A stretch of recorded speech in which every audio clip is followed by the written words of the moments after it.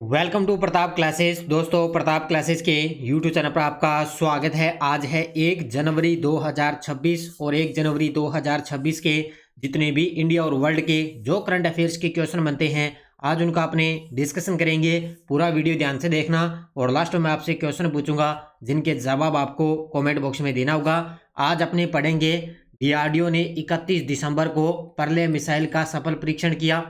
2029 में 23वें world police and fire games की मेजबानी और नरेंद्र मोदी जी द्वारा पिपरावा के पवित्र अवशेषों की प्रदर्शनी का उद्घाटन किया जाएगा। इनकी आज हम चर्चा करेंगे और आज नव वर्ष की सभी साथियों को बहुत बहुत शुभकामनाएं। 2026 एक नए वर्ष की शुरुआत के साथ आज की करंट अफेयर्स की कर रहे हैं क्लास स्टार्ट। सभी साथी एक बार करेंगे सेशन को लाइक शेयर। सभी साथियों को प्यार भरा नमस्कार, गुड मॉर्निंग। और जो भी साथी bank, UPSC, SSC, RAS, railway, first grade ऐसा एग्जाम, कोई भी एग्जाम हो जिसमें आपको डेली ये करंट अफेयर्स की क्लास आपको मिलती रहेगी, तो करते हैं स्टार्ट आज की क्लास। सबसे पहले हम करेंगे कल के क्वेश्चनों का रिवाइज। कल हमने पढ़ा डीआरडीओ ने किस लंबी दूरी की निर्देशित रॉकेट का पहला परीक्षण किया, तो पिनाका LRGR 120। इसरो का प्रस्तावित तीसरा प्रक्षेपण पेड़ किस स्थान पर विकसित किया जाएगा, श्रीहरिकोटा।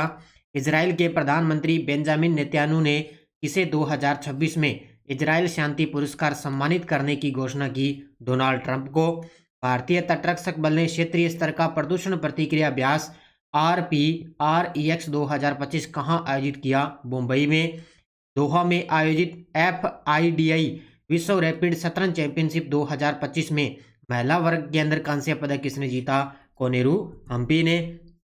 83वीं सीनियर राष्ट्रीय बैडमिंटन चैंपियनशिप में महिला एकल वर्ग का खिताब किस भारतीय खिलाड़ी ने जीता, सूर्या करिश्मा तामीरा ने। पुरुष T20 अंतर्राष्ट्रीय मैच में 8 विकेट लेने वाले पहले गेंदबाज कौन बने, सोनम येसी। भारत के पहले PPP मॉडल मेडिकल कॉलेज किन जिलों में स्थापित किए जाएंगे, तो मध्य प्रदेश के धार व बैतूल जिले में। और केंद्रीय गृह मंत्री अमित शाह जी ने असम के गुवाहाटी में किसका उद्घाटन किया, ज्योति विष्णु अंतर्राष्ट्रीय कला मंदिर का। और 2025 में आयुष्मान भारत प्रधानमंत्री जन आरोग्य योजना में कौन से 2 राज्य शामिल हुए, उड़ीसा और दिल्ली। तो ये थे कल के क्वेश्चनों का रिवाइज हमने कर लिया। और नए साल के अवसर पर आपके लिए नए वर्ष का 2026 50% ऑफ चल रहा है, ये फ़ायदा आप जरूर उठा लें। तो ये प्रताप क्लासेस का एप्लीकेशन डाउनलोड करके ये जितनी भी अपनी करंट अफेयर्स की टेस्ट सीरीज है वो आप मात्र 50% का फ़ायदा इसके अंदर उठा सकते हैं। जैसे डेली वाली टेस्ट सीरीज है, इसके अलावा फर्स्ट ग्रेड की टेस्ट सीरीज है, SI की चल रही है, इसके अलावा CAT की चल रही है और रीट मेंस SST की टेस्ट सीरीज चल रही है। इन सभी पे 50% ऑफ है और ये आगामी लगभग आपके लिए 3 से 4 दिन ऑफ रहेगा, तो इसका फ़ायदा आप जरूर उठाएं 2026 नव वर्ष की शुरुआत पे। अब करते हैं स्टार्ट आज की क्लास। पहला क्वेश्चन आज की क्लास का 1 जनवरी 2026 नए वर्ष के साथ, नए करंट अफेयर्स के साथ। पहला प्रश्न, डीआरडीओ द्वारा 31 दिसंबर 2025 को परले मिसाइल का सफल परीक्षण किस राज्य के तट के पास किया गया है। ये गजब का प्रश्न है और इस प्रकार के अच्छे तरीके से इन क्वेश्चनों को पढ़ लेना। तो डीआरडीओ द्वारा 31 दिसंबर 2025 को परले मिसाइल का सफल परीक्षण किया है, कहां से, उड़ीसा से किया गया है। ये देखो आपके सामने तस्वीर में। और वर्तमान में डीआरडीओ के अध्यक्ष पूछे तो समीर वी कामत। कौन है, समीर वी कामत। और इसके अलावा एक मुख्य चीज़ आपको बता देता हूं, और डीआरडीओ का जो स्थापना दिवस है वो भी 1 जनवरी को बनाया जाता है। तो नव वर्ष पर डीआरडीओ का अपना स्थापना दिवस बनाते हैं। वैसे डीआरडीओ की स्थापना कब हुई थी, 1958 के अंदर, और इसका स्थापना दिवस कब बनाते हैं, 1 जनवरी को। तो आज 1 जनवरी है और आज 1 जनवरी को डीआरडीओ का स्थापना दिवस भी बनाया जाएगा। देखो डिटेल, परले मिसाइल परीक्षण संस्था है रक्षा अनुसंधान और विकास संगठन डीआरडीओ। कहाँ से, उड़ीसा तट के पास से। परीक्षण स्थल चांदीपुर स्थित एकीकृत परीक्षण रेन से इसका परीक्षण किया गया, ये चांदीपुर उड़ीसा में है। विशेष उपलब्धि, एक ही लॉन्चर से 2 परले मिसाइलों का सफल परीक्षण हुआ है, यानी कि एक ही लॉन्चर से 2 परले मिसाइलों का परीक्षण किया है डीआरडीओ ने। इसका उद्देश्य उपयोगकर्ता मूल्यांकन, निगरानी एवं पुष्टि ITR चांदीपुर के ट्रैकिंग सेंसरों द्वारा, और परले स्वदेशी रूप से एक विकसित ठोस प्रणोदक अर्ध बैलिस्टिक से मिसाइल है ये। अब आपसे सीधा ही पूछ सकता है कि परले किस प्रकार की मिसाइल है, तो ये ठोस प्रणोदक अर्ध बैलिस्टिक से मिसाइल है। तो अभी हाल ही में डीआरडीओ द्वारा इसका परीक्षण किया गया है। 2025 में भारत ने किन देश को पीछे छोड़ते हुए दुनिया की चौथी सबसे बड़ी अर्थव्यवस्था बनने का स्थान प्राप्त किया है। ये लीजिए भी धीरे धीरे भारत है वो अच्छे तरीके से एक अर्थव्यवस्था बनने की कोशिश कर रहा है और भारत लगातार काफ़ी देशों को पीछे छोड़ चुका है। तो अब भारत 2025 के अंदर किस देश को पीछे छोड़ते हुए दुनिया की चौथी सबसे बड़ी अर्थव्यवस्था बनने का स्थान प्राप्त किया है? तो जापान को पछाड़ दिया है। किसको पछाड़ा है? जापान को पछाड़ दिया। अब 2030 तक ये भी अनुमान लगाया है कि 2030 तक भी भारत है वो जर्मनी को पछाड़ कर तीसरी सबसे बड़ी अर्थव्यवस्था बन जाएगा। देखो, वैसे आपने ये डिटेल अच्छे तरीके से पढ़ी है, दोबारा इनको बढ़िया तरीके से पढ़ लेना। 2025 भारत ने जापान को पीछे छोड़कर विश्व की चौथी सबसे बड़ी अर्थव्यवस्था का दर्जा प्राप्त किया है। भारत की अर्थव्यवस्था का कुल मूल्य लगभग 4.18 ट्रिलियन अमेरिकी डॉलर हो चुका है। अब टोटल इसका मूल्य लगभग देखें तो 4.18 ट्रिलियन अमेरिकी डॉलर हो चुका है।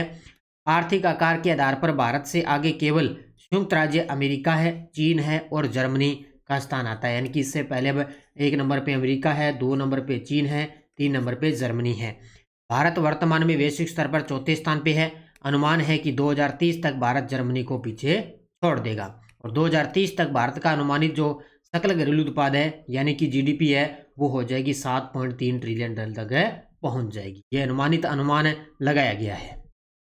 गुजरात का कौन सा संस्थान 2029 में 23वें world police and fire games की मेजबानी करेगा? ये गजब का प्रश्न है, क्योंकि अब की बार जो world police and fire games हुए थे वो हुए थे यूएसए के अंदर। कहाँ पे? अमेरिका के अंदर हुए थे। अब 2029 के अंदर 23वें world police and fire games कहाँ पर होंगे और इसकी जो मेजबानी है गुजरात के अंदर होंगे, लेकिन इसकी जो मेजबानी है वो करेगा राष्ट्रीय रक्षा विश्वविद्यालय। ये गजब का प्रश्न है, इस प्रकार का पॉइंट आपको एग्जाम में देखने को मिल सकता है। अब सभी जानते हैं भी गुजरात करेगा, लेकिन गुजरात के अंदर कौन करेगा? राष्ट्रीय रक्षा विश्वविद्यालय करेगा, क्योंकि 2030 के अंदर तो अहमदाबाद को राष्ट्रमंडल खेलों की मेजबानी मिल चुकी है। अब ये 2036 के अंदर दावेदारी चल रही है कि भारत है ओलंपिक की मेजबानी भी करेगा। तो ये तो कन्फर्म हो गया भी 2030 के अंदर राष्ट्रमंडल खेलों की मेजबानी अहमदाबाद करेगा। 2029 के अंदर 23वें world police and fire games होंगे। ये आपको अच्छे तरीके से याद रखना है। अब देखो डिटेल इसके बारे में। मेजबानी स्थल और संस्था गुजरात का राष्ट्रीय रक्षा विश्वविद्यालय 2029 में 23वें world police and fire games की मेजबानी करेगा। और देश के लिए खास बात यह है कि भारत पहली बार इस प्रतिष्ठित वैश्विक आयोजन की मेजबानी करने जा रहा है। यानी कि पहली बार, ये खास बात यही है कि भारत इसके अंदर पहली बार इसकी मेजबानी करेगा। इस आयोजन में 60 से अधिक खेल डिसिप्लिन शामिल होंगे और आरआरयू में 8 डिसिप्लिन की मेजबानी रहेगी। अब ये जब होगा तब इसके बारे में चर्चा कर लेंगे। अब 2029 तो काफ़ी लंबा है अभी तक, तो बस ये आपको लगभग जगह वगैरह इसके याद रखनी है। एशियाई संदर्भ में देखें तो चीन के बाद भारत अब वो दूसरा एशियाई देश है जो पुलिस एंड फायर गेम्स की मेजबानी करेगा। तो 23वां जो पुलिस एंड फायर गेम्स होगा वो गुजरात के अंदर होगा और चीन के बाद में भारत दूसरा ऐसा एशियाई देश हो गया जो इसकी मेजबानी करेगा। अब इसके अलावा अभी की बार हुआ आपको पता है 21वां कहाँ पे हुआ? बर्मिंघम यूनाइटेड स्टेट्स यानी कि अमेरिका के अंदर हुआ। और 22वां हुआ था कहाँ पे? 2027 होगा, ये 2027 के अंदर होगा पर्थ ऑस्ट्रेलिया के अंदर। अब 2025 के अंदर हो गया और 2027 के अंदर होगा पर्थ ऑस्ट्रेलिया में और 2029 के अंदर कहाँ पे होगा? अपने गुजरात के अंदर। ये लगभग 2 साल बाद में इसका आयोजन होता है। तो ये आपको याद रखना है अच्छे तरीके से। आगे वाला भी याद रखना, 22वां और 23वां कहाँ पे होगा? गुजरात में। प्रधानमंत्री श्री नरेंद्र मोदी पिपरावा के पवित्र अवशेषों की प्रदर्शनी का उद्घाटन किस तिथि को करेंगे? ये भी गजब का प्रश्न है। तो ये करेंगे आने वाली 3 जनवरी 2026 को। कब है? 3 जनवरी 2026 को मोदी जी नई दिल्ली के अंदर पिपरावा के पवित्र अवशेषों की प्रदर्शनी का उद्घाटन करेंगे। ये तारीख आपको अच्छे तरीके से याद रखनी है। तो पिपरावा के पवित्र अवशेषों की एक ऐतिहासिक सांस्कृतिक प्रदर्शनी का आयोजन किया जाएगा। इसका आयोजन संस्कृति मंत्रालय द्वारा किया जा रहा है और इसका शीर्षक रहेगा lord's light relics of the awakened one. ये रहेगी इसकी शीर्षक है और इसका उद्घाटन मोदी जी 3 जनवरी 2026 को कहाँ पे? राय पिथौरा सांस्कृतिक परिसर नई दिल्ली के अंदर। इनकी बौद्ध जो परिसर है ना उससे संबंधित है ये तो बौद्ध परिसर यानी कि पिपरावा के जो पवित्र अवशेष है उनसे संबंधित है और इस प्रदर्शनी का आयोजन होगा और अभी इसी 3 जनवरी 2026 इसका उद्घाटन किया जाएगा मोदी जी के द्वारा। 33 साल के अंतराल के बाद किस राज्य को आधिकारिक तौर पर फिर से टाइगर वाला राज्य घोषित किया गया है? ये भी गजब का प्रश्न है। अब आपने टाइगर स्टेट के बारे में पढ़ा होगा, मध्य प्रदेश, टाइगर स्टेट मध्य प्रदेश। अब वर्तमान में सबसे ज्यादा आबादी देखें तो टाइगर स्टेट कहाँ पे है? मध्य प्रदेश के अंदर। लेकिन 33 साल के अंतराल के बाद किस राज्य को आधिकारिक तौर पर है टाइगर वाला राज्य घोषित कर दिया? तो ये कर दिया है गुजरात को। किसको कर दिया है? ऑप्शन नंबर सी, गुजरात को। क्यों कर दिया? देखो, गुजरात को टाइगर स्टेट का दर्जा मिला है। 33 साल के अंतराल के बाद गुजरात को आधिकारिक रूप से फिर से टाइगर वाला राज्य घोषित कर दिया और ये फैसला लिया है नेशनल टाइगर कंजर्वेशन अथॉरिटी ने लिया है। याद रखना, NTCA ने ये फैसला लिया है। गुजरात के रतन महल वन्य जीव अभयारण्य में बाघ की मौजूदगी दर्ज की जा चुकी है। यानी कि गुजरात के अंदर एक रतन महल वन्य जीव अभयारण्य है, वहां पे बाघ की मौजूदगी दर्ज की गई है। वर्तमान में बाघों की संख्या में वृद्धि हुई है। वर्ष 1973 में देखें तो गुजरात में बाघों की संख्या 1827 थी, जो वर्ष 2022 तक बढ़कर औसतन 3682 हो चुकी है। यानी कि लगभग टोटल 3900 के आसपास है, लेकिन अब 2022 में बढ़कर कितनी होगी? 3682 हो चुकी है। तो देखो 1973 के अंदर थी 1827, क्योंकि अब ये टाइगर स्टेट फिर से घोषित कर दिया। किसको? गुजरात को। पृथ्वी विज्ञान मंत्रालय की हिंदी सलाहकार परिषद की बैठक की अध्यक्षता किसने की है? ये भी जितनी भी बैठक होती है इनको बढ़िया तरीके से पढ़ लेना। तो इस बैठक की अध्यक्षता की है डॉक्टर जितेंद्र सिंह ने। किसने की है? डॉक्टर जितेंद्र सिंह ने। कहाँ पे की है? नई दिल्ली के अंदर। देखो, पृथ्वी विज्ञान मंत्रालय की हिंदी सलाहकार समिति की बैठक आयोजित की गई। इस बैठक का आयोजन पृथ्वी भवन नई दिल्ली में किया गया। इस बैठक की अध्यक्षता डॉक्टर जितेंद्र सिंह ने की। वे विज्ञान और प्रौद्योगिकी राज्य मंत्री यानी कि स्वतंत्र प्रभार है राज्य मंत्री हैं डॉक्टर जितेंद्र सिंह। इस बैठक में हिंदी के माध्यम से वैज्ञानिक ज्ञान के व्यापक प्रसार पर चर्चा की गई। यानी कि हिंदी सलाहकार समिति का मतलब हिंदी की भाषा है उसके प्रचार प्रसार के माध्यम से ये बैठक हुई है। तो ये किसने की? डॉक्टर जितेंद्र सिंह ने। कहाँ पे? नई दिल्ली के अंदर। बस इस प्रकार पढ़ो, साथ साथ में करंट को भी साथ साथ में हमें चीजें सारी याद हो जाए। 2026 की शुरुआत में भारतीय कृत्रिम बुद्धिमत्ता अनुसंधान संगठन की स्थापना कहाँ की जाएगी? 2026 की शुरुआत में भारतीय कृत्रिम बुद्धिमत्ता अनुसंधान संगठन की स्थापना कहाँ की जाएगी?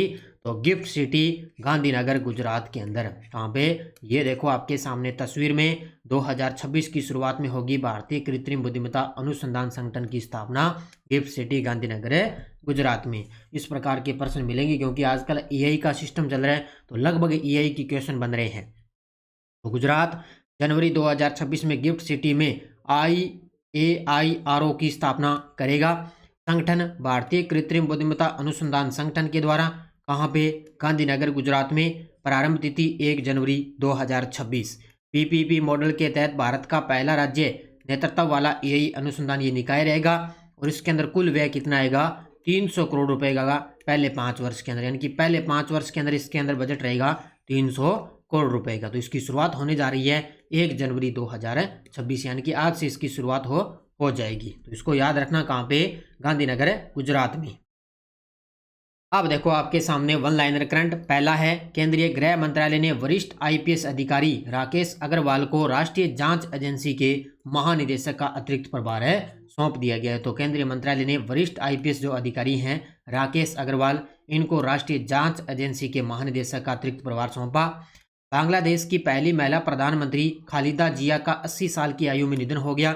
इन्होंने 1991 से 96 तक तथा पुनः 2001 से 6 तक प्रधानमंत्री का पद संभाला। तो ये भी गजब की है क्योंकि चर्चित महिलाओं में क्वेश्चन बनेगा।